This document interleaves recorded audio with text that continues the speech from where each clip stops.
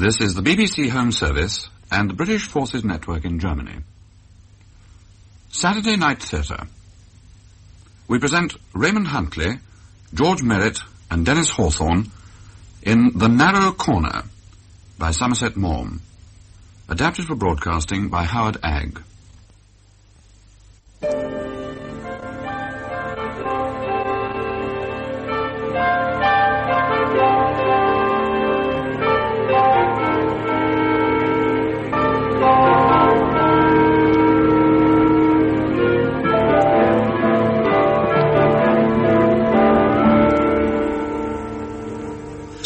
All that I'm going to tell you now happened to me a good many years ago, when I was living and working in the Chinese city of Fuchao. I lived in a shabby little Chinese house over the river, amid all the native stenches. A tiny room served me as a surgery, and on the walls hung the Chinese scrolls presented to me by grateful patients. During the time I'd been in Fuchao, I'd acquired a reputation among the Chinese for dealing with complaints affecting the eyes, and I was even credited with the uncanny power of making blind people see. Sometimes when I operated on a patient for cataract and the operation was successful, word got round that I'd performed a miracle. This was the reason why I came to undertake a very long journey from Fuchao to the island of Takanar in the Malay archipelago. A rich Chinese merchant, Ching, was threatened with blindness, and hearing of my reputation, begged me to come and operate on him, and paid me handsomely to do so. The operation was successful, and afterwards I found myself with nothing to do but sit and twiddle my thumbs until the Dutch ship, which called at the island once a month, arrived. Although time hung rather heavily on my hands, I wasn't discontented. I brought things to read, and it was agreeable to while away the hours sitting under the rattan awning of Kim Ching's store, with a volume of Hakluyt, or Per Hick, and a bottle of beer in front of me. I was sitting reading there one morning when I heard voices, English voices, approaching the store. I looked up surprised, for no ship had come in, and saw two men coming towards me. They were shabbily dressed in dungarees and singlets and had grimy topies on their heads. One of them was middle-aged, with a sallow-lined face, white hair and a scrub of white moustache, hideously decayed teeth, and cunning, restless eyes. His companion was a tall young man, slight but wiry, and extraordinarily good-looking. Seeing me sitting alone, they came up, and the elder man addressed me. This is Kim Ching's, ain't it? Yes? Is the old boy here? No, he's sick. Oh, bad luck. I suppose we can get a drink? Surely. What'll you have? I'll tell the coolie. A bottle of beer for me. What about you, Fred? Same here. 2 beers, Lipo, and bring them out here. Sit down, won't you? Sure. Where have you come from? Oh, we just come in on a lugger from Thursday Island. Fine weather? Couldn't want better. A nice breeze and no sea to speak of. Nichols is my name. Captain Nichols. Maybe you've heard of me. I can't say I have. Oh, I've been sailing these seas for 30 years. There's not an island in the archipelago I ain't put in at one time or another. I'm pretty well known round here. Kim Ching knows me. Known me for 20 years. Really? And this is Fred Blake. How do you do? What's the matter with old Kim Ching? I was looking forward to having a bit of a chin wag with him. He's had trouble with his eyes. That's why I'm here. I've been attending him. You're a doctor? I am. What did you say your name was? I didn't mention it. It's Saunders.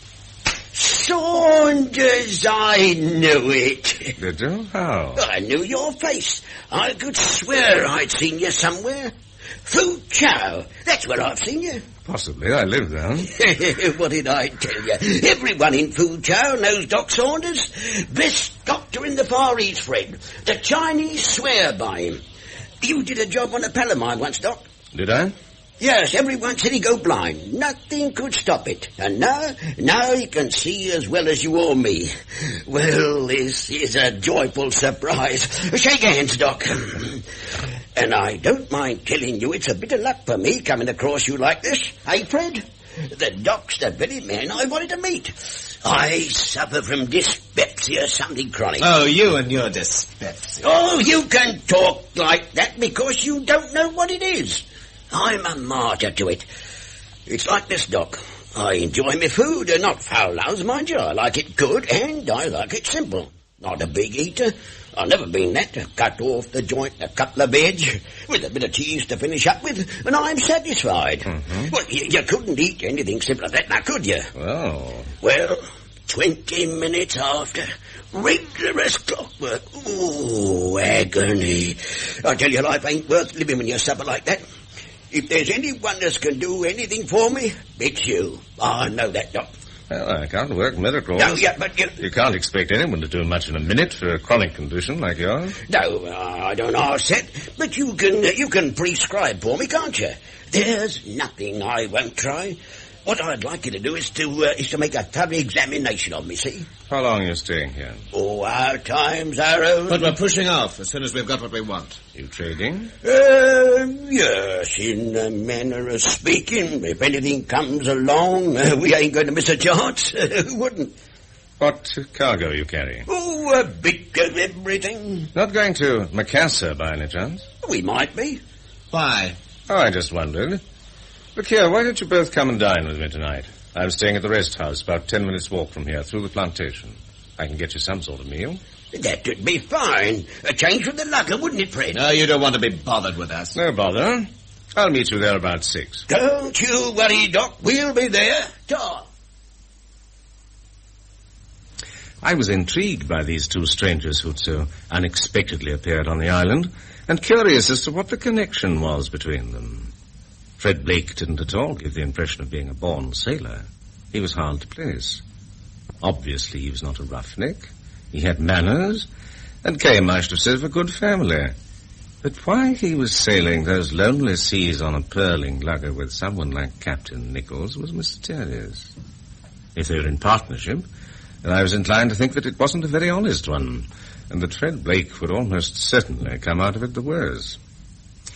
Purposely, then, I made my way later in the day to Kim Ching's house and paid him a quite unnecessary call, for there was nothing more now that I could do for him. He was lying on his bed under mosquito curtains, slowly waving a fan to and fro in front of his face. The room was hot and airless. Sit down, Doctor. Thank you. I hear we have visitors on the island. A lugger came in this morning. Yes, it's anchored beside your schooner in the lagoon. Yes? The schooner does make it look very small, very shabby. Why are they here? What do they want? I don't know. But I am told that you were talking to them at the store this morning. Yeah, they stopped for a glass of beer. They say they're trading. That is not the truth. Oh? They have nothing in the lugger but ballast. Stones, my men have told me. Well, no cargo at all. Nothing. Opium, perhaps? No. Then they may be here just on pleasure. Captain Nichols does not sail for pleasure. Oh, he's been to see you then? No. He sent a message saying that he would like to see me, but I refused. Mm-hmm. He says he knows you well. Give me your opinion, Doctor. Of what? Of Captain Nichols. You want my honest opinion? Of course. Well, I should say he was a bad hand. I think he'd put his hand to anything, clean or dirty. But he is genial and amusing. He does not amuse me. No? I employed him once on one of my schooners. He stole and cheated. He drank. I had to get rid of him. He is mean, crafty, and dishonest. How does he manage to get work, then? Some people are not particular. They do not ask questions. And Nichols knows his job. He is a first-rate seaman. For that, I was sorry to lose him. Mm-hmm. Who is this man with him? Someone called Fred Blake. Young, very good-looking, but rather surly, I thought. They're certainly an odd couple. I've asked them to dine with me at the rest house this evening. I'll be able to tell you more about them then. Will you please give Captain Nichols a message from me? Of course. Tell him to get out of here pretty damn quick. At 6 o'clock, as I'd arranged, I sauntered down to the rest house to meet Captain Nichols and Fred Blake. They were both waiting for me, and we had a drink. The captain was full of small talk and facetious jokes, and I noticed that his shifty eyes were never still, whereas his young friend hardly spoke, and there was a sullen look on his face, as though he'd been dragged there against his will. An adequate dinner had been prepared for us, and before dinner I went to my medicine chest and mixed something in a glass for the captain to help him eat his dinner in comfort. Well, I must say, this is a treat after what we've had to eat on the lugger. A real treat. Well, most of it comes out of tins, I'm afraid, but the boy knows how to flavour it up. That's the best dinner I've had since I left home. Where is your home? Brisbane. Yes.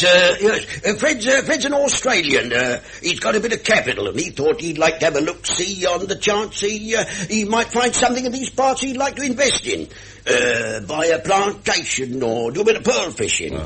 I know all these islands inside out, and what I say is there's a rare lot of chances for a young fellow with a bit of capital. That's why we put in here. My idea, that was.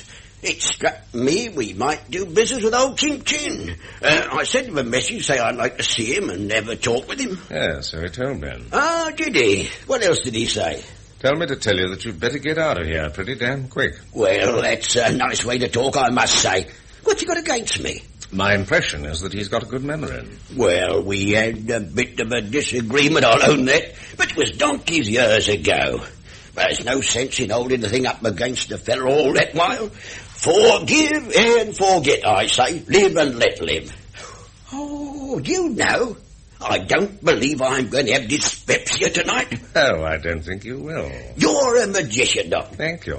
What was that stuff you gave me? Oh, a little preparation I found useful in cases like yours. Do you think you could cure me? I don't know about that. But if I could watch you for a few days and try one or two things, I might be able to do something for you. I've a good mind to stay on here for a bit and let you see. We're in no hurry. What about Kim Ching? Well, he can't force me to clear out. Well, you ought to know Chinamen as well as I do, Captain, if they've got their knife in. Ah, to hell with that. It was only a matter of a couple of £100. Old Kim's as rich as be damned. Now, what difference can that make to him? He's an old crook anyway. You ever notice that nothing hurts the feelings of a crook so much as to have another crook do the dirty on him? That's a good one. I like you, Doc. You don't mind what you say, do you? Well, it takes all kinds to make a world. Indeed. Keep your eyes skinned, I say, and let the devil take the hindmost. And where you see a chance of making a bit, well, you're a fool if you don't take it. Now then. What about me and Kim Ching and staying on here for a bit? Oh, come off it, Nichols. We're not going to risk running into trouble here. We're sailing tomorrow. Who says we are? I do. Well, you can think again. We're sailing when I say we sail, see? Getting rid of my dyspepsia is more important to me Look here, I've got an idea. Well, I don't want to sit around on this island idling my time away for another 3 weeks till the Dutch boat comes in. Fred Blake seems to want to sail tomorrow. Very well, then. Take me on the lugger with you tomorrow to Timor or Macassar or Surabaya. Somewhere where I can pick up a steamer. I'll give you all the treatment you want, Captain. That's a good idea, Doc. What do you say, Fred? We can't carry passengers. We're not allowed to. You know that. He needn't be a passenger. We can sign him on. Ship's doctor. In any case, there's no accommodation. Well, I guess the doc ain't particular. Not a bit. I'll bring my own food and drink. All I need is somewhere to sleep. Sorry. Nothing doing. Now, look here, young fella, my lad. Who gives orders on this boat? You or me? Well, if it comes down to brass tacks, I do. Since when? Let me tell you, I'm skipper, and I say what goes. Oh, it'd only be for 5 or 6 days. Be a sport. If you won't take me, I shall be marooned here for another 3 weeks or more, depending on the weather. You'll be doing me a great favour. Nichols and I are here on business. We can't go out of our way to land a passenger in some place we don't want to go to. Then take me wherever you're going. You're bound to be calling in at some place where I can get a steamer. I've said no, and that's that. But look here, Fred. Having the doc on board will be a chance in a million for me to cure my dyspepsia. Do you think I'm going to let a tyke like you stand in the way of that? Not likely. You get your kit packed, Doc, and come on board tomorrow morning. I'll sign you on as a member of the crew. You do nothing of the sort. I say he's not coming. I won't have anyone on the lugger of that style. Look here, I don't want to cause a quarrel between you. There won't be no quarrel. If I hear another word out of him, I'll run the lugger straight up to North Borneo. British territory, young fella, me lad. We'll see how you like that. You take care an accident doesn't happen to you. Stick a knife in me, would you? And who's going to sail the boat then? You and them 4 black fellas? You make me laugh. Why, you hardly know one end of the boat from the other. I'll take no notice of him, Doc. You do as I tell you. Well, it's not going to be very pleasant for any of us if Blake resents having me on board. I'd rather come with his agreement or not at all. He'll give you his agreement. Won't you, Fred? All right, have it your own way. You'd better come. What did I tell you? Thank you. Anyway, it'll be better than being cooked up alone with him all the time. That's right. It'll be company for you, my boy. You can play cribbage with the doctor. And take his money for a change. I'm afraid I don't play cribbage. Just my luck. Sorry. We'll be getting off about 10 tomorrow, Doc. That suit you? Suits me A1. Righto. Then we'll see you on the lugger. I rose early the next morning, said goodbye to Kim Ching, who told me I was a damn fool to be going on the lugger, and went down to the store to buy provisions for the journey. Shortly after 10 o'clock, we slipped out of the lagoon. There wasn't a cloud in the sky. The sun beat down on the shining sea. I settled down to read, and when I was tired of reading, I smoked cigarettes and looked at the sea and the green islands we passed. After lunch, Captain Nichols handed over the wheel to one of the crew and came and sat down beside me on an old canvas chair on deck. Well, Doc, how does this suit you? Down to the ground, Captain. Not much of the ocean greyhound about the Fenton, but as good a sea boat as anyone can want. She'll stand up to anything. I hope so. Wait till we strike a patch of dirty weather. Then you'll see what she can do. I shall be satisfied not to put her to the test, Captain. Fair weather, sailor, eh? Fairer the better. Where's Fred? He went down below to have a siesta, I think. He doesn't seem any more pleased to have me on board. We had a bit of an argument last night after we left you. Not about me, I hope. Well, one thing led to another. He's only a kid, you know, cocky and high-spirited. Oh, yeah. But dang it all, I wasn't going to let him have his way over you. Tell me more about him. He interests me. Where'd you meet him? Sydney. I thought he said he came from Brisbane. Maybe he does. I don't know. To tell you the truth, there's a lot I don't know about him. He's a bit of a mystery. In what way? Well, between you and me and the gatepost, Doc, you won't let this go any further, will you? Of course not. It's all pretty fishy. But I've got a nice, easy job and good money, so I'm keeping my mouth shut. Wouldn't you? I don't know. I don't know what the job is. Sailing around these islands doing sweet Fanny Adams, just keeping his nibs out of mischief. What sort of mischief? Ah, now you're asking. I'd like to know that myself. Do you know Sydney? No, never been there. Yeah, then you won't know a bar down by the harbour run by a chap called Macy. I used to go there pretty regular. Well, one night when I was having a drink on my own, I saw a fellow I knew come in, a big bully of a chap, what they call a larrikin in Australia, named Ryan. Could be an ugly customer if you put his back up.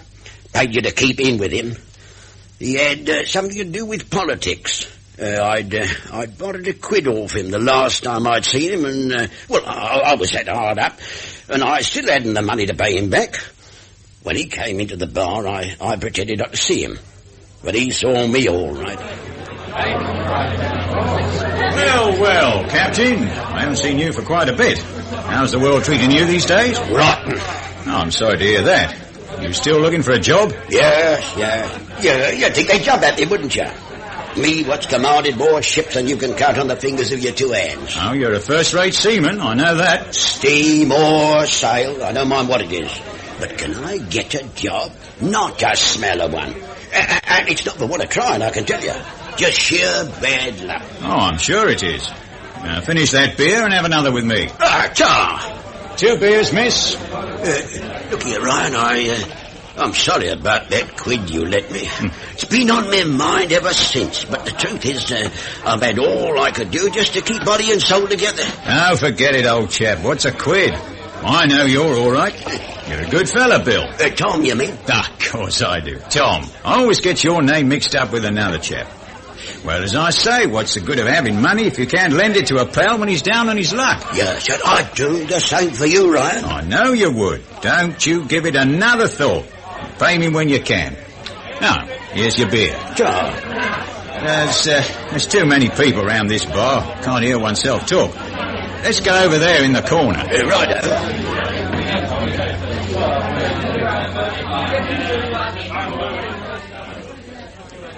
Ah, this is better. Now, sit down, old chap. That's it. Oh, cheers. Chin, chin. So your luck's been out, has it? Night off. Well, you know what they say. Luck changes. I'd like to see it. You're going to. How do you know that? Because I'm going to offer you a job myself. If you'll take it. I'll take it, no matter what it is. That's the spirit. I knew I could count on you. What's the job? Can you keep your mouth shut? Like a clam. Then what do you say to taking a tiny little pearling lugger and cruising round the islands for a bit? Sounds all right to me. The trading? No, just pleasure. What? Well, I'll tell you how it is, Bill. Tom. A young fella I know's been working too hard. His dad's an old pal of mine, and I'm doing this to please him, you see. He's a man in a very good position. Got a lot of influence one way and another. Politician? Never you mind. Anyway, he's in a state over the boy. The kid's delicate, he always has been. Touch of the lungs, you know.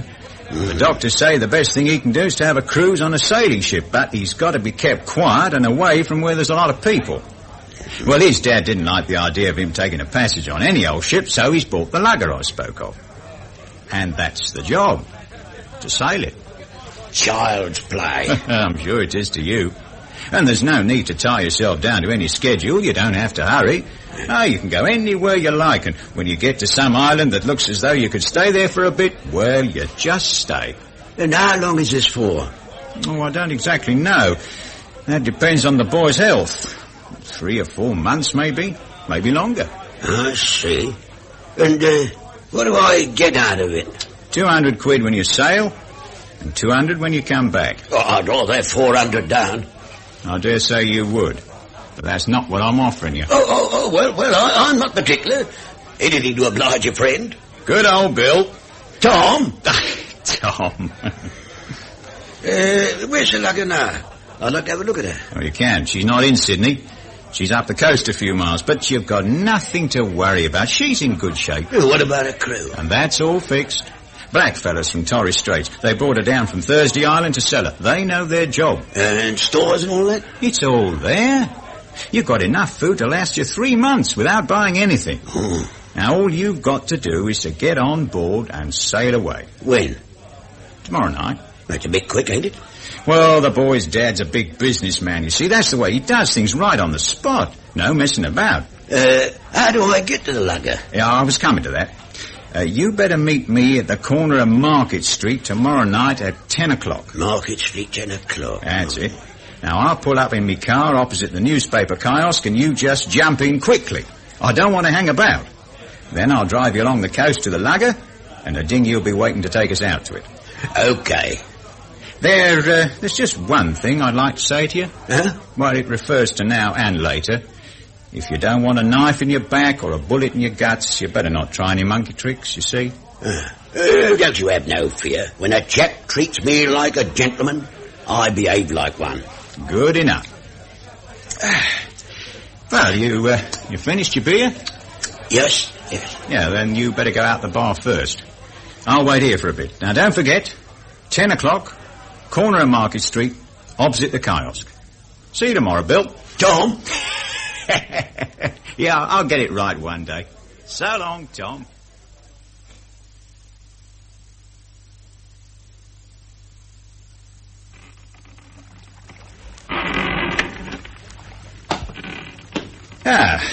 Well, what do you think of the lugger?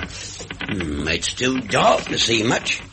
I'll tell you better in the morning. Oh, you've got to be well out to sea by the morning. Well, just as you like. Yes, there's a nice breeze. That's all that matters. I can do the rest with my eyes shut. Good on you. But, look here, Ryan. Uh-huh. You know I wasn't born yesterday. Why don't you come out with it straight and tell me what it's all about?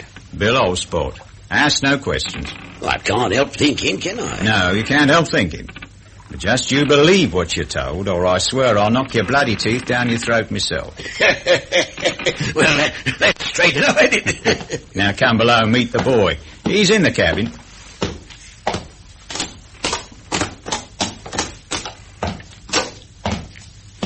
Fred! Yes?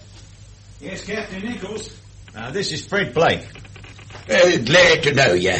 Bad luck you crocketing up like this. Can't be helped. The Sierra pull you together, though. Nothing like it to build up a young fellow's constitution. Well, now, look, I must be off in a minute. So, here's the money, Captain. 200 sovereigns. Crikey. I haven't seen gold in donkey's years. I thought only the banks had it. Well, now you've got some. I could do with that belt of yours, Ryan. I can't leave a lot of money like this lying about. All right. Take the belt. Good luck. Good luck to you, Bill.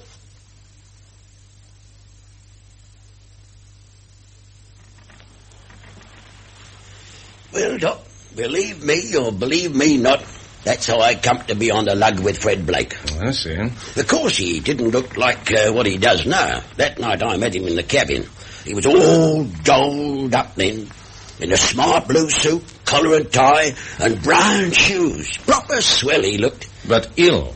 Not on your life. He was a picture of health. It was all I could do to stop myself from laughing.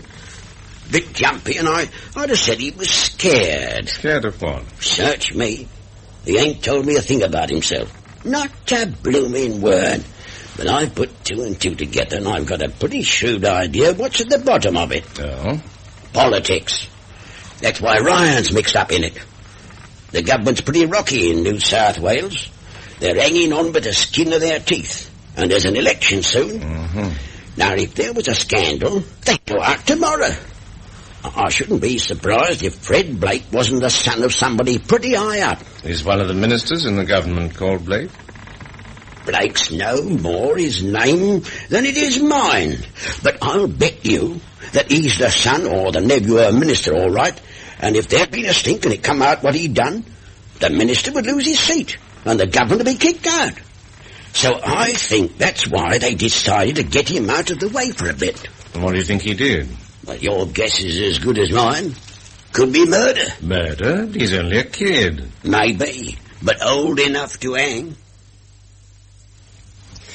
Towards evening, we sighted the island of Badul, where Captain Nichols intended to pass the night.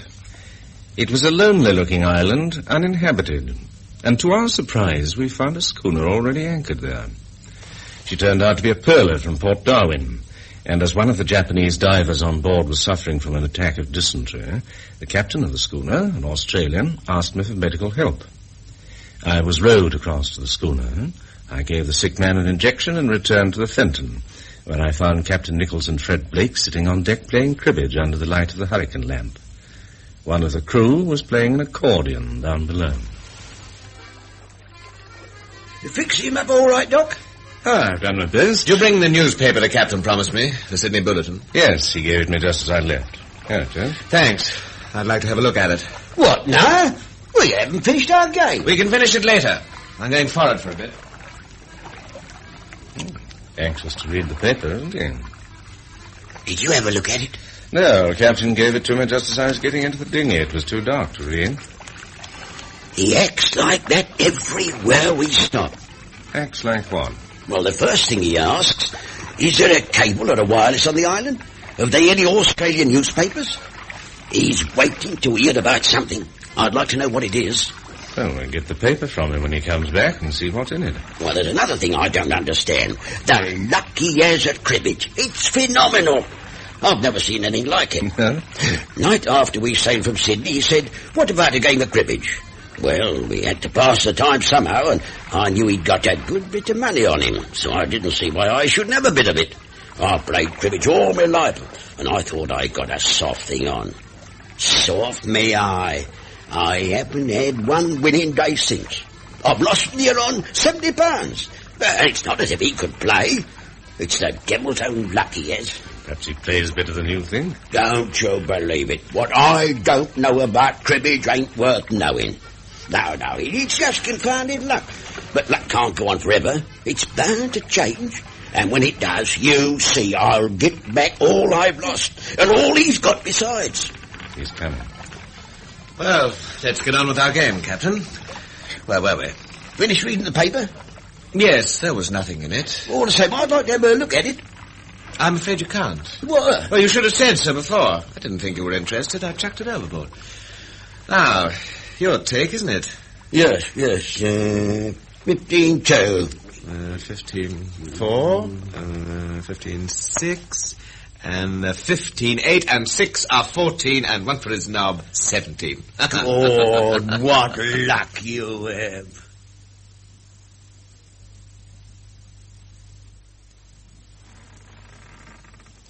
Well, Doctor, how do you feel this morning?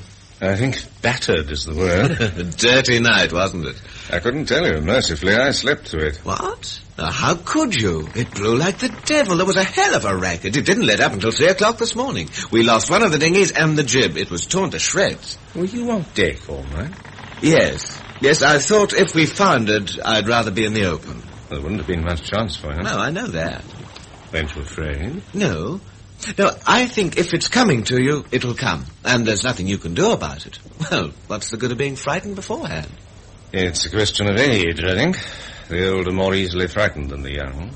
And that's rather funny when you come to think of it, because they've so much less to lose. They've had their lives. Youth still has its life before it.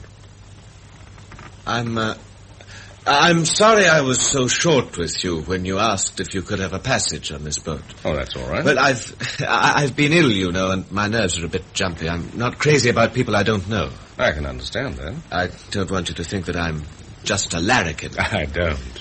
This isn't the sort of life I'm used to, you know. No? No, I was studying to be an accountant when my health broke down. Shall I tell you something? Yeah? When some incident has shattered the career you've mapped out for yourself, a folly, a crime, or a misfortune, you mustn't think you're down and out and done for. It may even be a stroke of luck. Why do you say that to me? I thought it might be a useful piece of information. Well, maybe you're right. Maybe I shan't regret this in the long run. I mean, my health forcing me to take this trip with Nichols, it may save me from being cooped up in an office all my life, totting up figures. That's what I meant. Sort of ill wind, eh? Exactly. Doc. Yes, Captain? You'll have to give me some more of that stuff. My dyspepsia's come on again. Something cruel. You think after I'd been at the wheel for 8 hours, I could eat a bit of cold sausage and a slice of cheese without suffering for it? Damn it, all a man must eat. I'll mix you something in advance in a minute. I'm just going over to the galley to have a word with Obu. You'll find me there. Yes, all right. You know, you never can tell with people, can you? Of all the rotten skunks I've met, I've never met one to beat Nichols. He's as crooked as you make them. He'd do his own brother down if he got the chance. I think he probably would. There isn't a decent thing about him. And yet you should have seen him last night. Now, I've done a bit of sailing, and I give you my word, I've never seen a boat handled like he handled this one. If we're here now, it's to him we owe it. I'm quite sure of that. Yeah, it was a near thing once or twice, but he was as cool as a cucumber. He even made a joke about us feeding the fishes. Well, he's got nerve, all right. I take my hat off to him. But if he thought there was £20 to be made by doing us in, you and me, do you think he'd hesitate? No. Yeah. Well, how do you explain that? Oh, I don't know. People aren't all white or all black. I suppose not. But all the same, it's funny that a chap who's nothing but a born crook should have all that pluck. I hate him. And yet last night I couldn't help admiring him. Human nature's never straightforward. It certainly isn't with Nichols. And he's conceited, too. He fancies himself at cribbage. I always beat him, but he will go on. He says you have phenomenal luck. Luck? No, I know about cards. He hasn't got a dog's chance playing with me. Might be worth your while to let him win occasionally. Why? Might save you trouble in the end. Trouble?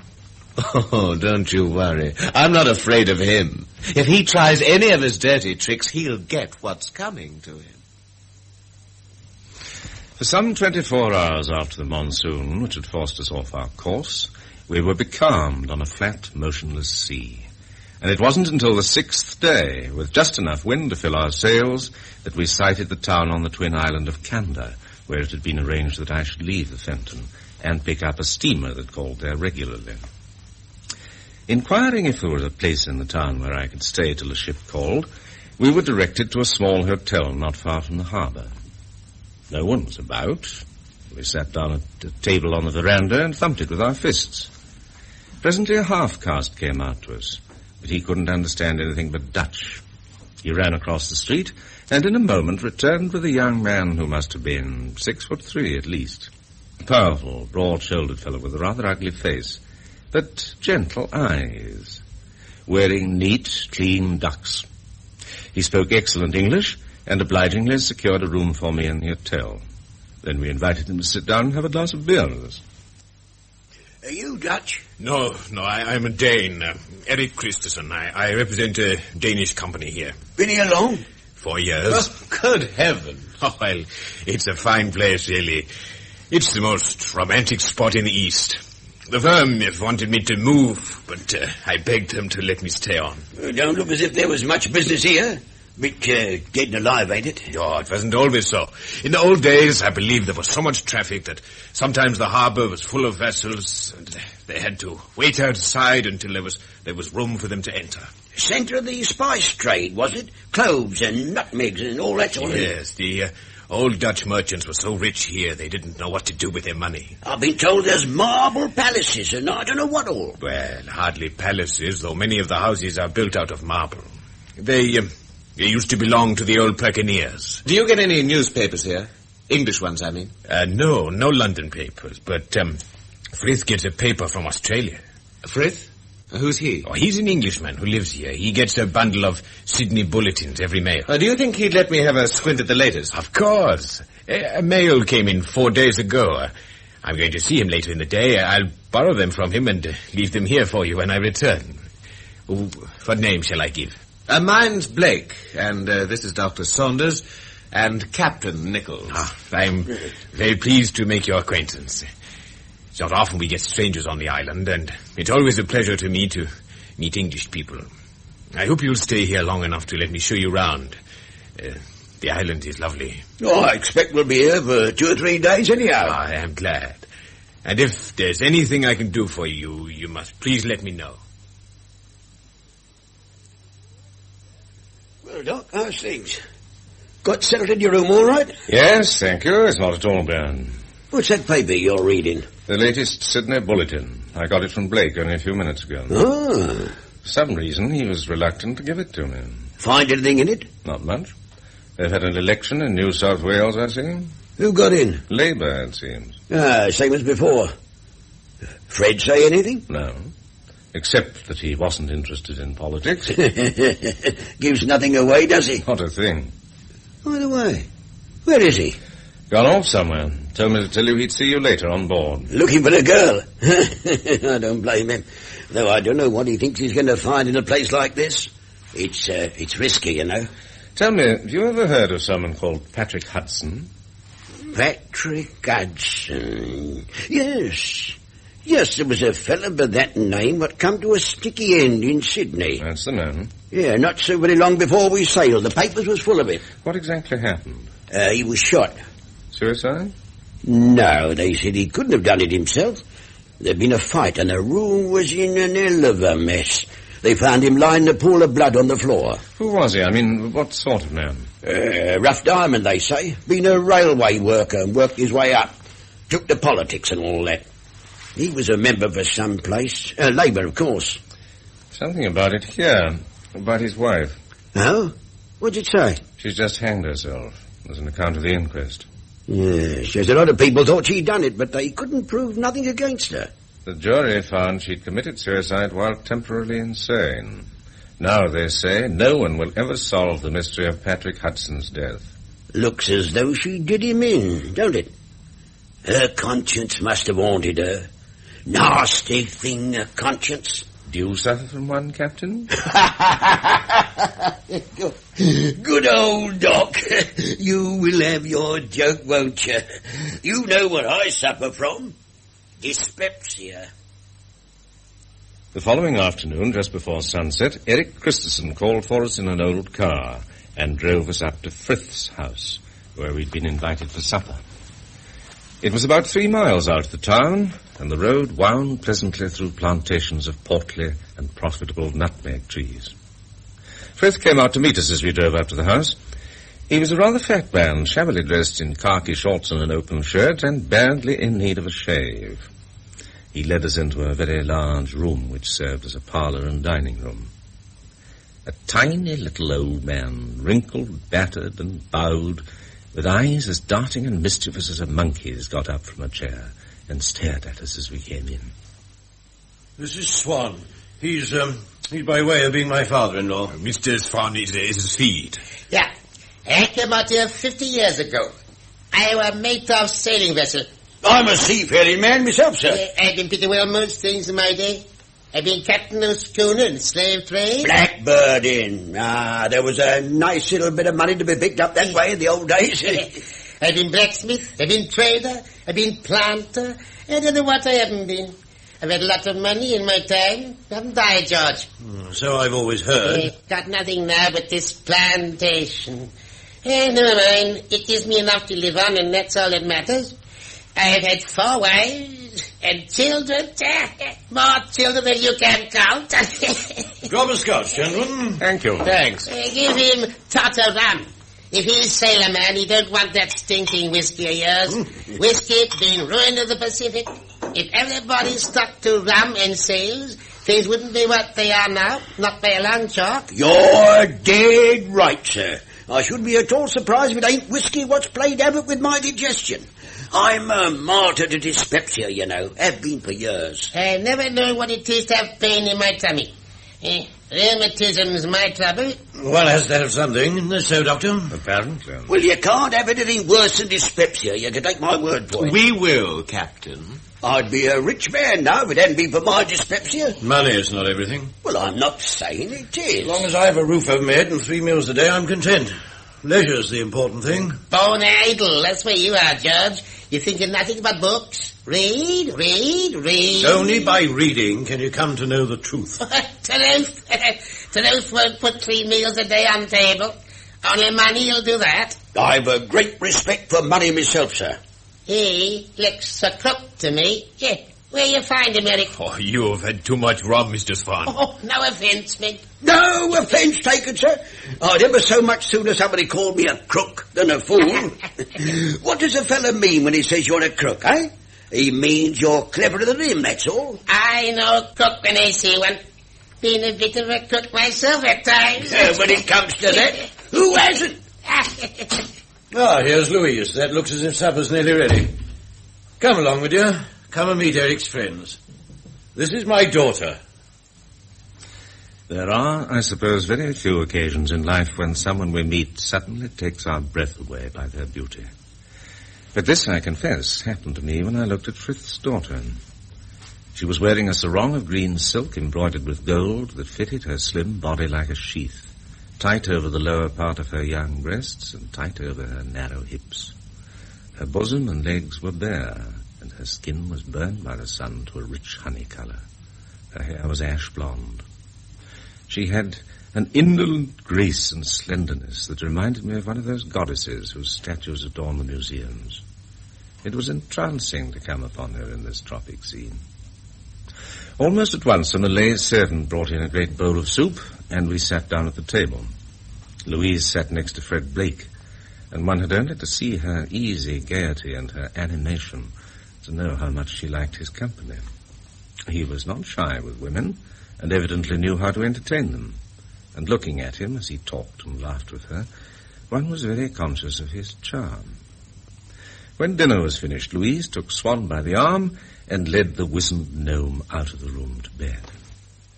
What about a game of bridge? You gentlemen play? I do. I don't know about the Doctor and Fred. I'll make up a 4. Yeah, he plays good game. I don't play. Oh, that's all right. We can manage without you. Louise will be back in a minute. You can entertain her. I shall be delighted. Well, gentlemen, cut for partners. Looks as though it's you and me for it, Doc. That hardly inspires me with confidence, Captain, after your exploits at cribbage. Perhaps my luck will change. I hope so. Oh, we're having a game, Louise. So I see. You look after Mr. Blake, eh? Do you dance, Mr. Blake? Whenever I get the chance. Will it disturb you, Father, if we put a tune on the gramophone? Won't disturb me. Nor me. No, a bit of music's nice. We can dance out on the veranda. It's one art. 2 clubs. 2 hearts. This is wonderful. Don't you play bridge? Yes, of course. Why aren't you playing then? I didn't want to. Do you blame me? You are lovely. You're awfully good looking. Can they see us? No. I want to kiss you. May I? Yes. I'm crazy about you, Louise. Kiss me.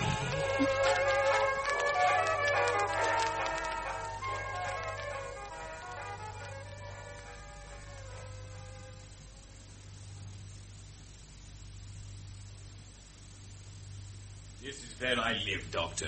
What an attractive room. I noticed the marble you spoke of. Yes. This was one of the old Perkineers' houses. Oh, please sit down. Thank you. It's good of you to arrange such an agreeable evening for us, Christessen. And to finish it off like this with a nightcap. It gives me great pleasure to welcome you to my house. Do you take soda with your whiskey? Please. He was telling me about Frith. He showed me some of his books before we left. Unusual collection to find in the house of a planter in the Far East. He studies Indian religion and Indian philosophy, he tells me. Yeah, he was a schoolmaster at one time in England. Really? How did he find his way here? Oh, he read about this island, you know, a lot. And in some old travel books, I believe. When he was young, he got it into his head that it was the one place in the world he wanted to live in. Strange. Took him about 12 years to reach here. Took all sorts of jobs on the way. In the Malay States, Borneo, Calcutta, and Singapore. I believe he once ran a hotel in Bali. What we should call a rolling stone. Yes. Then finally he come here and got work with a shipping company. Then he fell in love with old Swan's daughter and married her. I see. She was a wonderful person. Tall and big and fair like one of the Rhine maidens. I can't tell you how kind she was to me. I used to spend all my spare time up there. It was a godsend for me to have that house to go to. I enjoyed talking to Frith, too. He taught me so much. It was he who made me understand the magic of the East. You know, people come here and they see nothing. Is that all, they say? And they go home again. But Frith, he talked about the East so that she saw the grandeur and the beauty of it. I shall always be grateful to him. And the girl? Louise. She was only a child when I came to this island. But then they sent her away to Auckland to school. She was there till last year, until her mother died. Seemed funny to me. Then she went away. She was a child who used to sit on my knee, and when she came back, she was a young woman. She's 18 now. Uh-huh. I tell you in confidence that we are engaged. Oh, congratulations. Not officially, so I'd sooner you didn't mention it to him. Of course not. Old Swan is willing enough, but her father says she's too young. I suppose she is, but that's not his real reason for objecting. I'm afraid he doesn't think me good enough. Fathers can be very obtuse. Who does he want her to marry? Oh, I think he has visions of a rich English lord arriving one day in his yacht and falling madly in love with her. Oh, yes. The nearest approach so far is young Fred Blake in a pearling lugger. Still, I don't mind waiting. When you love anyone like I love Louise, a year or two, well, they don't matter. We've got all life before us. She's beautiful, isn't she? Extremely. And, you know, beauty is the least of her qualities. She's got a head on her shoulder. She's got the same practical sense that her mother had. The natives, they know it's useless to try any tricks with her. Makes me laugh sometimes to see the way she manages them with so much common sense. You'd hardly get that impression from just meeting her, would you? No, she struck me, how shall I describe it? As being rather withdrawn, rather aloof. Yes, I know what you mean. She has that quality, too. It seems to me so rare and beautiful. A flame-like spirit that's not quite human. Like a goddess that keeps her apart, as you say. Now, I'm not jealous of it. I'm not afraid of it. I love her so much that I almost regret that she cannot always keep it. And I feel that she will lose it when she comes to be a wife and a mother. That is why I feel rather ashamed that I shall not go to her as pure as she will come to me. Oh, forgive me, but you mustn't be silly. Is it silly? When you love someone like Louise, isn't it rather degrading to think that you've been with other women? I feel unworthy enough of her as it is. Oh, my dear boy, if you'll allow me to say so, that's nonsense. Why? Well, surely the wise man combines the pleasures of the senses and the pleasures of the spirit. I've never had any sympathy with the ascetic attitude. Life is short, nature is hostile, and man is ridiculous. I don't think there's any more to be said. Except that I must finish my drink and go.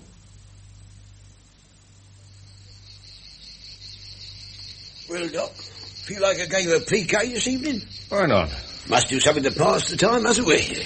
I had some good news. I was down at the harbour this afternoon. They told me the Princess Juliana's due in on Saturday. She'll take me as far as Surabaya. Oh, yes. What about you? How long are you staying here? God knows. His nibs doesn't seem to want to move. Seems he's taken a fancy to the place. He's always stopping on here for a bit and then going on to Batavia. Suits me. Might as well be here as anywhere else. Good evening. Hello, Christessen. Where have you been all day? I haven't seen you around. I had to visit a plantation we've got over at the other end of Ireland. Fred Blake was looking for you earlier on. I think he wanted you to go swimming with him. Oh, I'm sorry I wasn't here. Where's he now? Caught in, I expect. Oh, not much chance of that here. Don't you be too sure. Good-looking young fellow, you know. The girls fall for him. Between you and me and the gatepost, I should have said he clicked good and proper the other night. Oh, really? Oh, where? That girl up at Frith's. Louise? Oh, no. Well, I don't know. She came and had a look at the boat with him this morning, and I know he dolled himself up something fierce tonight. Oiled his hair, put on a silk shirt, and a clean pair of ducks. I asked him what he was an aid of, and he told me to mind my own bloody business. Fred was down here this morning. Maybe he asked Blake to go and have supper with him tonight. Fred had his supper on the Fenton. In any case, he wouldn't be at Swan's as late as this. They go to bed at 10. Maybe he's gone to bed, too. If you ask me, that girl looked as though she knew a thing or two. Wouldn't surprise me if they wasn't both comfortably tucked up together at this very minute. And very nice, too. I wish I was in his place. It's not a bad plan to judge others by oneself. But not when one's a mangy cur. Oh, well, why have I said anything to offend you? I didn't know the lady was a friend of yours. Good night, Doctor. Well. What was all that about? Blew right up, didn't he? Wanting to commit suicide, Captain.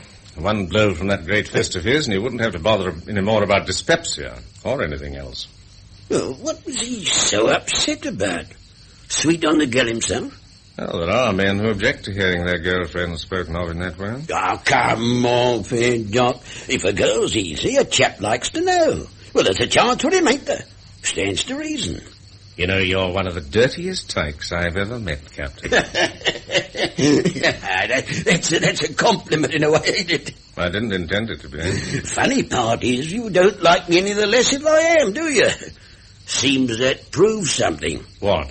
That you ain't exactly a saint yourself. Now, come on, let's deal the cards. And how about some beer while we're at it? Hey, boy! It was after midnight when we finished our game of piquet and Captain Nichols returned to the Fenton. I went up to my room, undressed and got into bed, At first I couldn't sleep. I kept thinking of Erik Christessen and was reminded of the look of disgust and contempt and rage on his face when the captain had made his coarse references to Louise. I wondered, too, whether there was any truth in what Nichols had said about Fred Blake and the girl. And if so, whether I should not take it on myself to warn Blake and keep him away from her. Eventually I turned off the light and was on the point of dropping off to sleep when I heard someone trying the handle of my door, which was locked.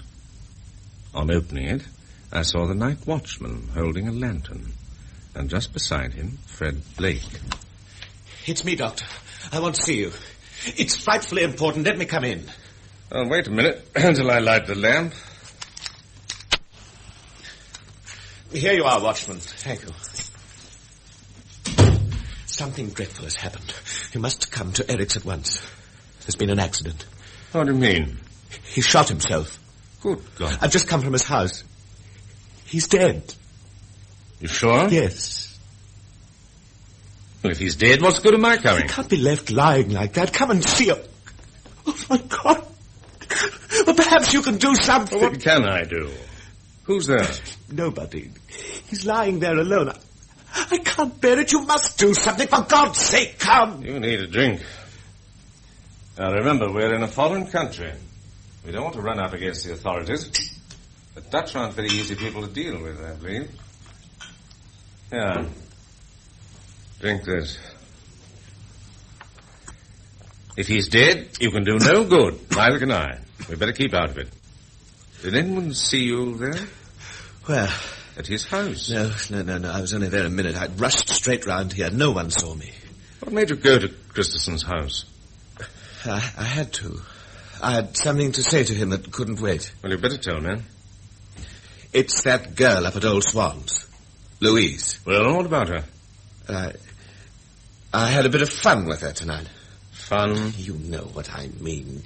She took a fancy to me the first moment she saw me. I knew that. I took a fancy to her, too. This morning she came and had a look over the boat with me. So Nichols told me. Now, the old fool wouldn't leave us alone for more than a minute. Anyhow, I said I'd go up to the plantation tonight and meet her in the garden by the pool when everyone else had gone to bed. We bathed in the moonlight. Then I went to her room. Afterwards, I put on my clothes. I carried my shoes. I didn't want to make a sound crossing the veranda. She went out first to see that the coast was clear. Then I slipped over the rail and jumped down into the garden. Before I knew what had happened, someone grabbed hold of me and put their hand round my throat. Christessen? Yes. Well, you know how strong he is, like an ox. I thought he was going to choke the life out of me. I was paralyzed. I couldn't even struggle. I thought I was done for. And then, suddenly, he let go of me and gave me a great clout over the head. And I just fell like a log. He never said a word, but he turned, went off through the plantation at about 100 miles an hour. And after he'd gone, I made my way to the road and started walking back to the town. I felt I must see him at any price. Why? To put myself right with him. If it had been anybody else but Erik, I shouldn't have cared a damn. But, well, he's so straight himself. I couldn't bear him to think that I wasn't straight, too. Goodness can be rather shattering, can't it? It's inclined to knock human relationships endless. Erik's 1 in 1,000. I've never met anyone like him before. You could trust him with your life. He wouldn't do anyone down.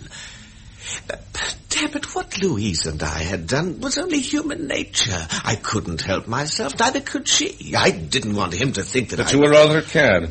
Now, you're old. It's all very well for you to talk like that. You don't know what it is. Go on. So you made up your mind to go and see him. What then? Well, I went straight to his house. The door was open, so I walked in. I called out to him, but there was no answer. I struck a match, went along the passage to his room. I knocked on the door. There wasn't a sound. I struck another match and opened the door, and then I almost jumped out of my skin. He was lying on the floor at my feet. If I'd taken a step more, I'd have tumbled over him.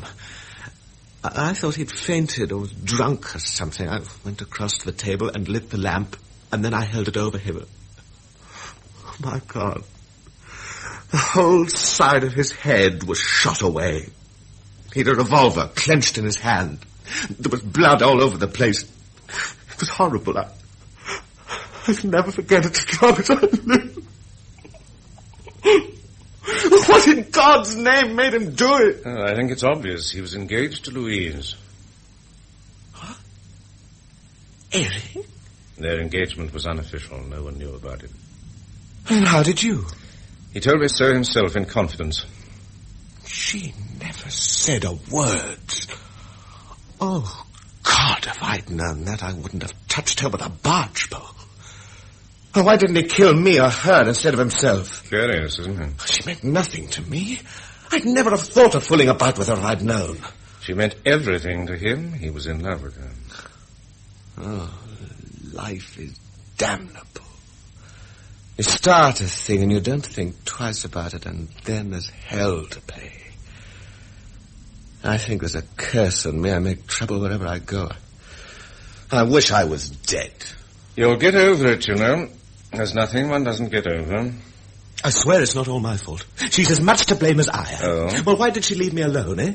Can you imagine a girl who was engaged to a chap like Erik going to bed with the first man she sees?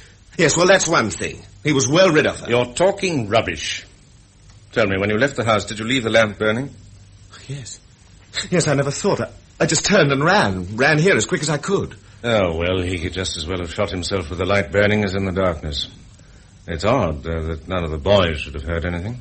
I suppose they were asleep. They live at the back of the house anyway. What am I to do? First, I suggest you try to get some sleep. How can I sleep when I think of Erik lying there? Oh, God! I can help you to sleep. I'll give you something. Sit in that chair. I got my hypodermic needle and gave him a shot of morphine. Then I put out the lamp, got back under the mosquito curtain and to bed. In the morning, when I awoke, he was still on the long chair in my room, sleeping peacefully. I left him there and went downstairs to have my breakfast. I'd scarcely sat down at the table when the manager of the hotel came into the room with a Dutch official in a white uniform with brass buttons, who clicked his heels and addressed me in English. You are Dr. Saunders? I am. I'm sorry to tell you that a Danish trader called Christessen has shot himself. Christessen? Oh, that tall fellow? The same. He was found by his boys an hour ago. I am in charge of the inquiry. Mr. Van Rijk, the manager here, informs me that Christessen came to the hotel last night to visit you. That's quite true, he did. About 11 o'clock? Yes, it was quite late. Captain Nichols and I were sitting out on the veranda having a game of cards when he called. Did he stay long? No, only a few minutes. Had he been drinking? Good heavens, no. He's quite sober. I have never seen him drunk myself. Did you notice anything strange in his manner? Did he give you the impression that he was disturbed about anything? Well, I don't know him very well, you know. I only arrived here about a week ago. So I understand. I shouldn't have thought he was the kind of man who'd do anything so desperate. But one can never tell. Mr. Van Rijk tells me that the night watchman of the hotel admitted a young Englishman to your room late last night, after midnight. That is so. Mr. Blake is travelling with Captain Nichols on board the Fenton, now anchored in your harbour. He was taken unwell suddenly with stomach pains. He came at once to see me. I gave him an injection and let him sleep on the chair in my room. He's still there. I haven't disturbed him. I understand that he was friendly with Christessen. Perhaps he can tell us something. Well, I should doubt it. In any case, he didn't see Christessen at all yesterday. He wasn't here when Christessen called last night, and Christessen told me that he'd been visiting a plantation on the other side of the island all day. What is your own explanation of this tragedy, Doctor? I'm afraid I can't help you. Probably the old story. What's that, officer? It's a mistake for a foreigner to live alone in a place like this. They brood, they get homesick, the heat is killing. And then one day they can't stand it anymore, so they put a bullet through their heads. I've seen it happen before. I'm sorry for the poor fellow. He was very quiet and never gave any trouble. You could not help liking him. I agree with you. He seemed to be an altogether unusual person. But it would have been better for him to have taken one of the girls of the island into his house. It would have made hardly any difference to his expenses and perhaps saved him from this. Perhaps? Doctor, I am obliged to you. Not at all. I shall not disturb you any longer. And the young Englishman... Mr. Blake? I shall not disturb him either. Let him sleep. Erik Christessen was buried the following afternoon. The funeral was attended by a few of his Dutch friends, George Frith, Fred Blake, Captain Nichols and myself. After it was over, Frith invited me to drive out with him to his house for a drink. As it would be my last opportunity of saying farewell before sailing on the Princess Juliana the following day, I accepted his invitation. I was also curious to see Louise. When we reached the house, she came down the steps to greet us, and while Frith was called away to attend to some urgent matter on the plantation, she led me into the sitting room, where the jalousies were drawn against the glare of the setting sun, and the light was subdued and cool. She bore no sign that she had passed through an emotional crisis. She was as calm and possessed as when I'd seen her first. Father asked me to give you a drink until he returns. Will you have a Stanger? Thank you. If Grandpa comes in, please don't say anything about Erik. We haven't told him. We were afraid it would upset him. But perhaps he knows. One can never tell. Old people have a strange way of knowing things.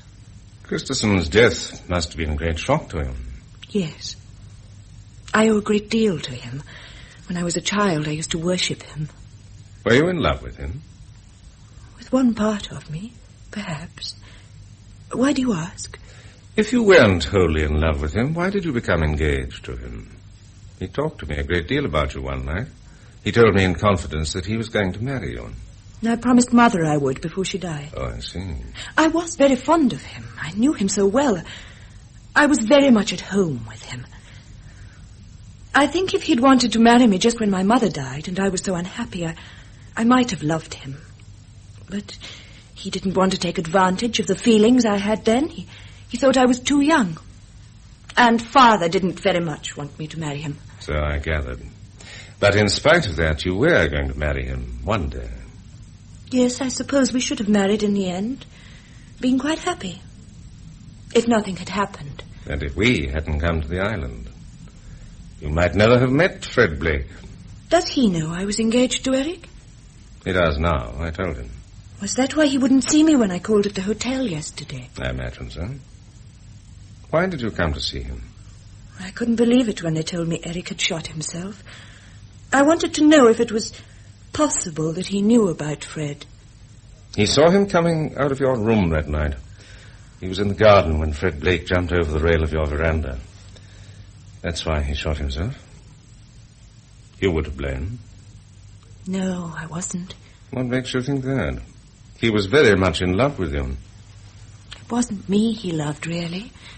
It was my mother. Only he didn't know it. But she knew it, and at the end I think she loved him, too. What he loved in me was what he loved in her. Erik killed himself because I'd fallen short of the ideal he made of me. Don't you think if he'd loved me, he would have been tolerant? Men are very peculiar in that respect. Yes, and it's stupid the importance they attach to the pleasures of the body. White men, at least. If he'd really loved me, then he might have killed me. Or he might have forgiven me. But it was his ideal he loved. He wanted to imprison me in it. He didn't care who I was. He couldn't take me as I am. What right have people to make an image after their own heart and force it on you, and be angry if it doesn't fit you? Aren't you asking to change human nature? All that's happened is terrible, and my heart is heavy. But I don't grieve. At the back of my mind, I know that it's given me freedom. I'm even free of Fred Blake. I shan't see him again. Perhaps if he'd been staying a month on the island instead of just a few days, this would never have happened. How do you mean? I should have thought there was plenty of time. And if I'd seen him every day for a month, I dare say I shouldn't have bothered about him. In the end. What will you do now? I'm young. I can wait.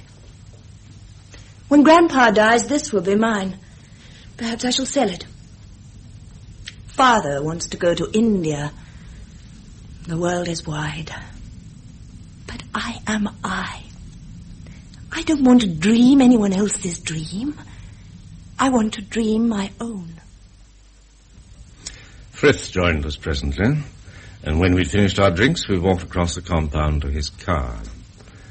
I got in beside him, and as we started off for the town, I looked back at the house. Louise was standing at the top of the stairs waving to us. The last ray of the sun found its way through the heavy leafage of the canary trees and touched her fair hair with gold. She was like an enchantress in an old tale whom men loved to their destruction. Enigmatic and serene, waiting for what in due course would befall her. I wondered what it would be. That evening, my last on the island, Fred Blake joined me for a drink on the veranda of the hotel. Nichols and I are sailing first thing in the morning. We're going on to Batavia. I shall be glad to get out of here. I wish to hell we'd never come. I suppose that's what you call fate. Not necessarily. I doubt if our destinies are so important that the fate should make such a to-do about them. You're a queer fellow, Doc. I'm hanged if I can make you out. When one's talking to you, somehow nothing seems to matter a damn. Isn't there anything that makes a difference to you? Yes, whiskey. There you are. Cheers. Bon voyage. What, with Nichols? As this is the last time we're likely to see one another, won't you tell me now what happened? About Erik? I've told you. No, about yourself. Something made you clear out of Sydney in a hurry. What was it? Oh, that. Yes, I wanted to talk about it to someone. Sometimes I could hardly prevent myself from telling Nichols. Oh, thank heaven I wasn't such a fool.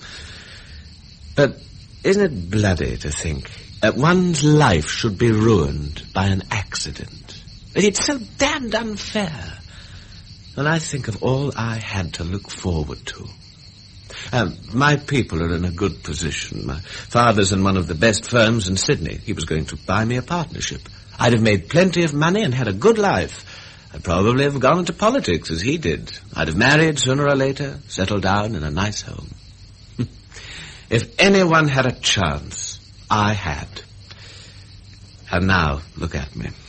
Well, you've got youth, you've got some education, and you're not bad looking.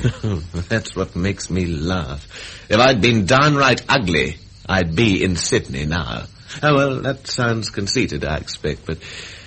You know, I've always been able to get any girl I wanted, I suppose, because of my looks. I thought it was rather a lark. After all, you're only young once. I didn't see why I shouldn't have all the fun I could get.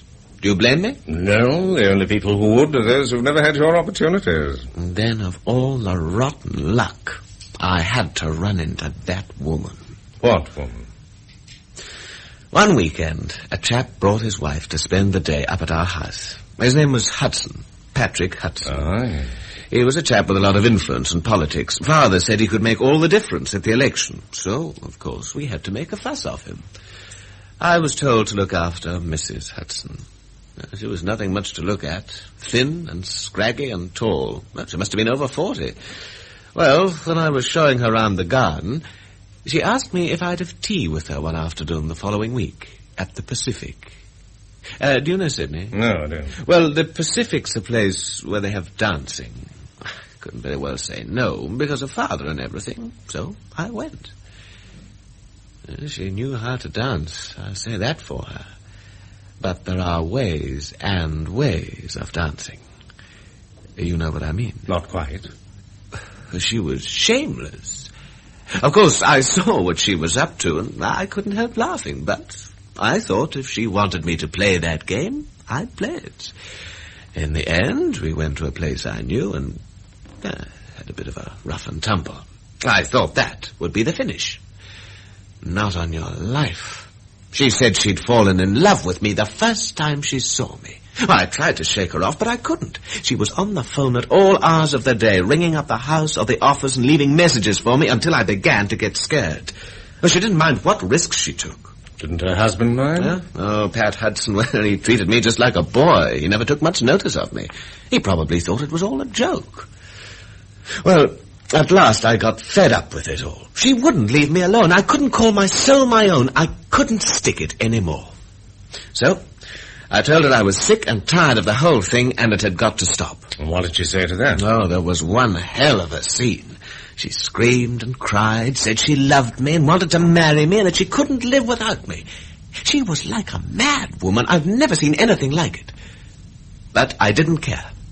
I made a bolt for it. From Sydney, you mean? No, from her house. I didn't go there again. Well, not for some weeks. Not until she wrote me a letter.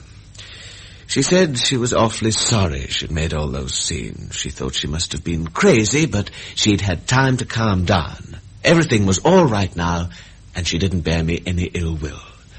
She was going off to New Zealand in 2 days' time, and would I drop in the following evening just to say goodbye and have a drink. And you went? Yes, I was surprised at how casual she had sounded, as though she didn't much care whether I went or not. Well, that suited me all right, so I went along to the house the next night. Come in, Fred. Come on and sit down. Thanks.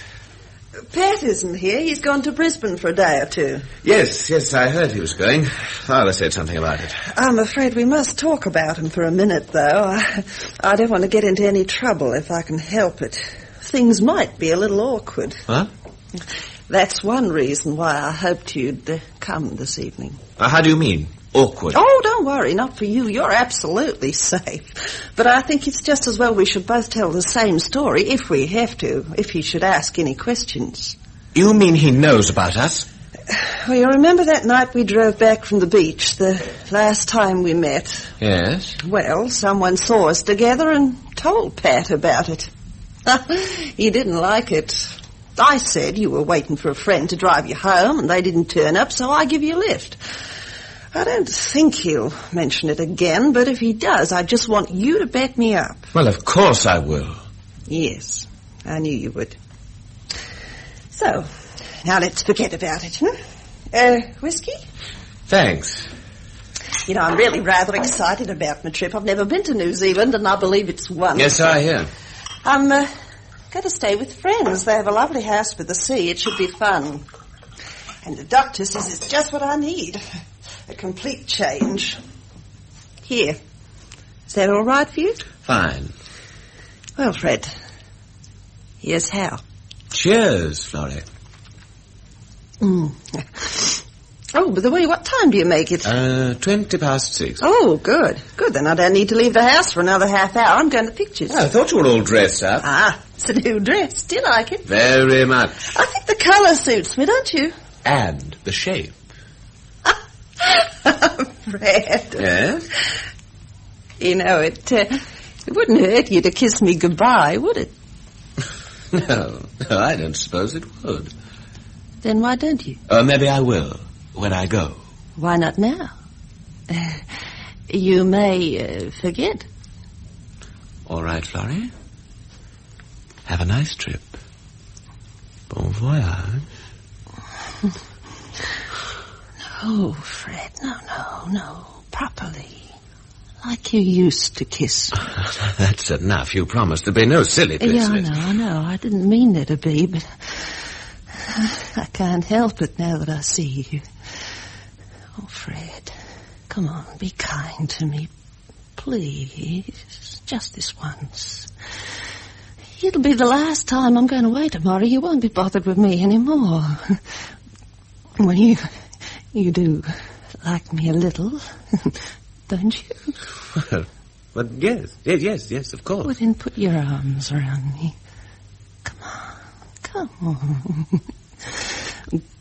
I don't blame you for anything, Fred, really I don't. Except for being so absurdly good-looking. Oh, well, I know I'm a foolish woman, I know, but I can't help that. I love you. I love you. Oh, kiss me, darling. Oh, Patrick! What the hell, you dirty little swine? Oh, no, don't, Pat, don't. Get out of my way! Pat! Let go! You tell him! I'll beat the hell out of him! Pat!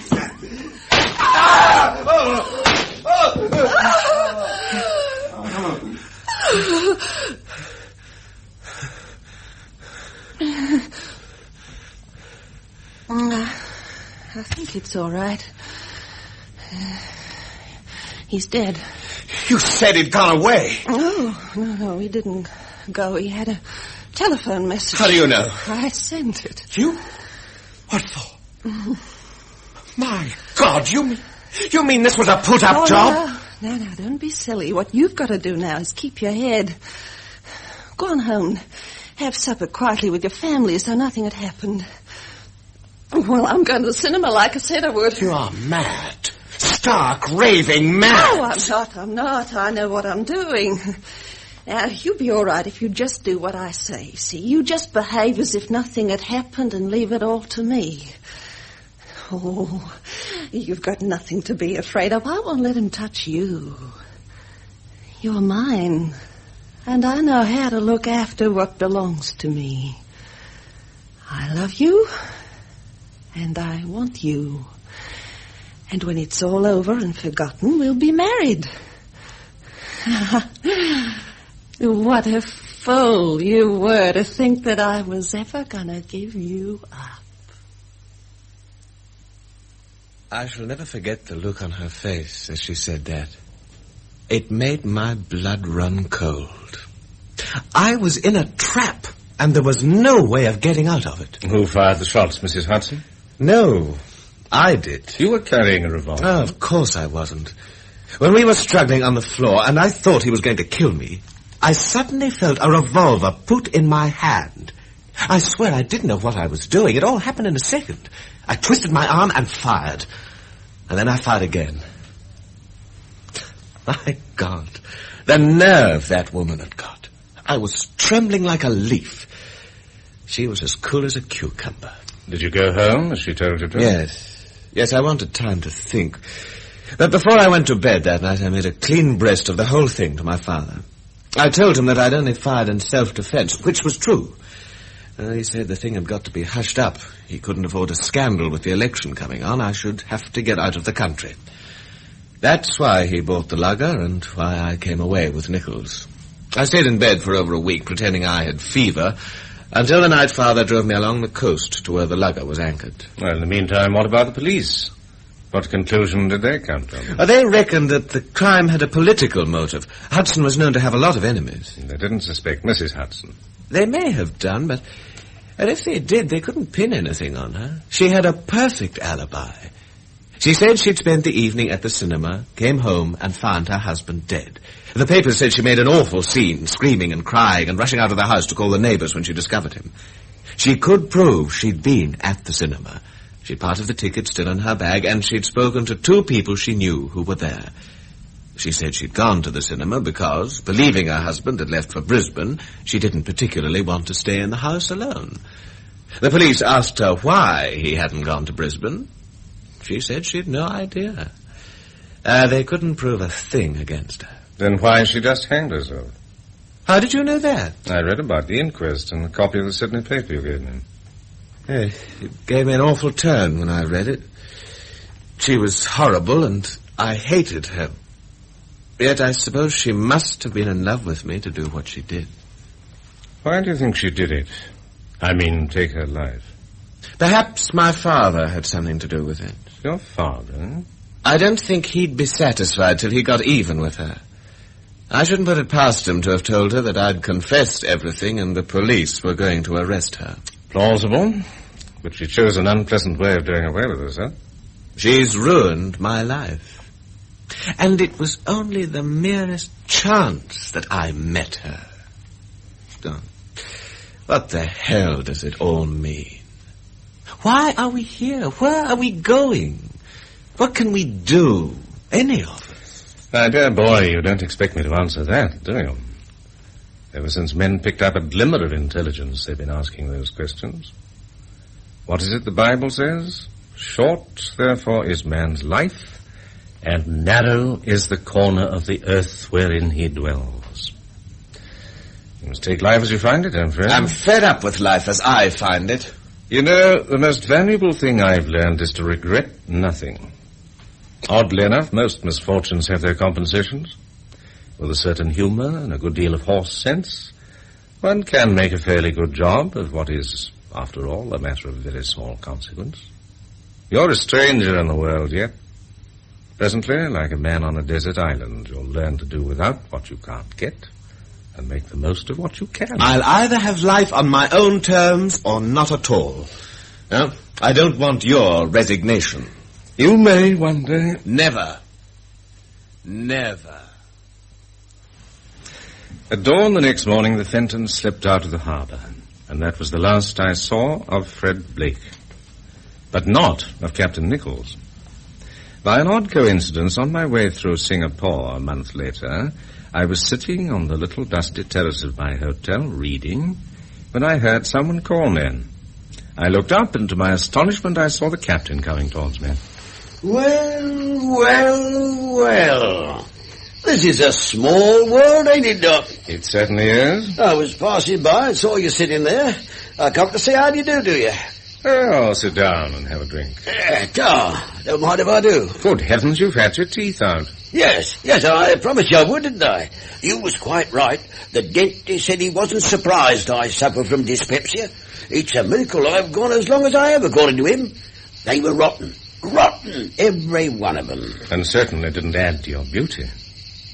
Where's Fred Blake? Come to a sticky end, poor chap. What do you mean? Fell overboard one night, or jumped over. Nobody knows. In a storm? No, sea was as flat as a mill pond. Then how could he go overboard without anyone noticing? What about the man at the helm? Well, we dove to for the night. Fred had been drinking very heavy. Nothing to do with me, of course, but I told him he'd better go easy. Mind your own bloody business, he said. All right, I says, go your own way. It ain't going to put me off my sleep. Next morning, he was gone. When did this happen? A week ago, last Tuesday. Very awkward it was for me, too. He'd won all my money at cribbage. We played a lot after we left you, and I tell you, the luck he had was something unbelievable. I began to think there was something phony about it, but I couldn't see how it was done. No. Well, to cut a long story short, by the time we got to Batavia, he took every penny off me I'd got for the cruise. Well, you told me that was 200 sovereigns. So it was. Well, after the accident, I broke open his strong box. Why did you do that? Well, I had to see if there was an address or anything so I could communicate with the sorrowing relatives. I'm very particular about that sort of thing. And you know, there wasn't a shilling there. It was as empty as the palm of my hand. The dirty little tyke must have carried all his money he's built. And he'd gone overboard with a lot. And mind you, it was my money, most of it. That must have galled you. You can't tell me he could win like that playing on the square. Crooked he was. I never liked him. Not from the beginning. I don't know what I should have done if I hadn't been able to sell the lugger to a chink in Penang. I made him give me a good price, so I haven't done too badly after all. Life's a rum, ain't it, Doc?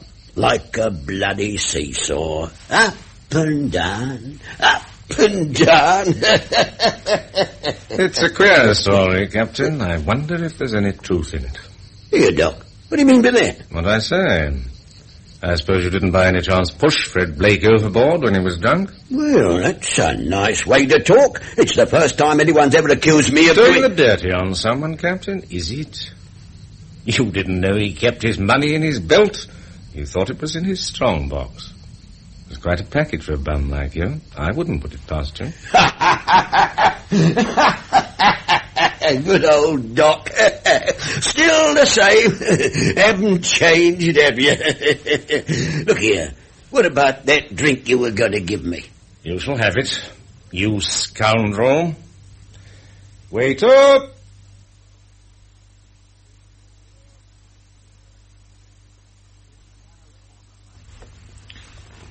In The Narrow Corner by Somerset Maugham, adapted for broadcasting by Howard Agg, the part of Dr. Saunders was played by Raymond Huntley, Captain Nichols by George Merritt, and Fred Blake by Dennis Hawthorne. Erik Christessen, William Eedle, Louise Frith, Sheila Grant, Mrs. Hudson, Barbara Mitchell, George Frith, Peter Pratt, Ryan, Peter Claughton, Kim Ching, Will Leighton, Swan, Geoffrey Wincott, Patrick Hudson, Louis Stringer, and the Dutch official Antony Viccars. The play which was recorded was produced by Martyn C. Webster.